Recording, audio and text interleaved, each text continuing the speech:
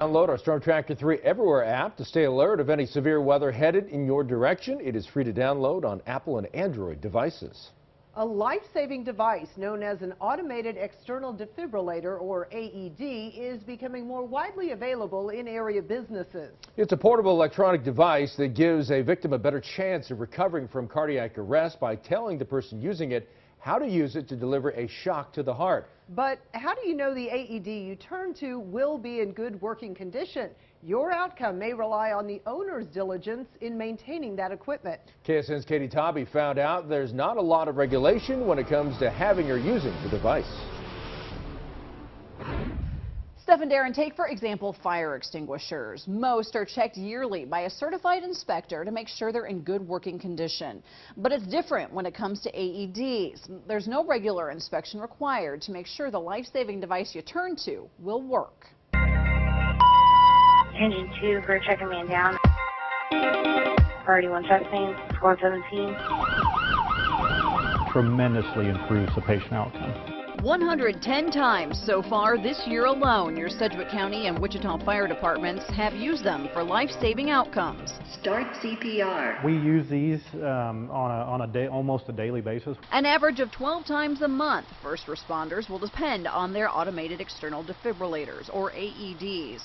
There are also AEDs available for the public to use. When a business or person buys an AED, a Kansas statute states they should notify the local EMS of its location. Our crews throughout the city have a pretty good idea where they are, what churches have them, and like WSU has them, the airport have them. The large, where our large congregation of people, we do generally know where they are. In Sedgwick County, there are 19 such registered AEDs for public use.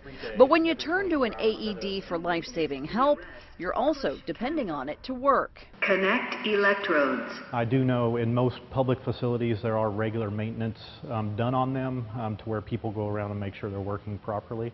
But there's really no law, state law or federal law, that mandates different maintenance schedules.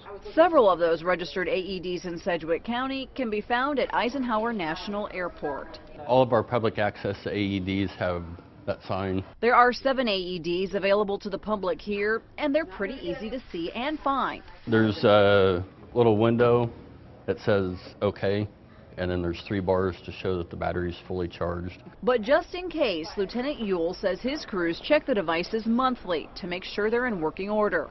There are a lot of different makes and models of AEDs. And like this battery, it's good till 2020. Some batteries last 5 years or more, others only 2 years. And some AEDs emit an audible sound when they need repair. And some AEDs can do a self-check of their system on their own. Every 24 hours, it does a thorough check. So it turns itself on. It goes through the software to make sure everything's working properly. But not every model does that. Bottom line, in Kansas, if you're lucky enough to work somewhere with access to an AED, you're relying on someone else to make sure it works. But you can help with that, and here's how. Find the service window on the AED closest to you. It's usually in the upper right-hand corner, and you can see here the one at KSN, there's a flashing green light, meaning it's good to go in working order. Another thing you can check is the maintenance log. Ours is posted here on the side, and it has the most recent dates when everything was checked, and you can see that our AED is ready to go. If you have an AED, you should at least monthly go around and check your different AEDs on a weekly or monthly basis to make sure that they're in full working condition.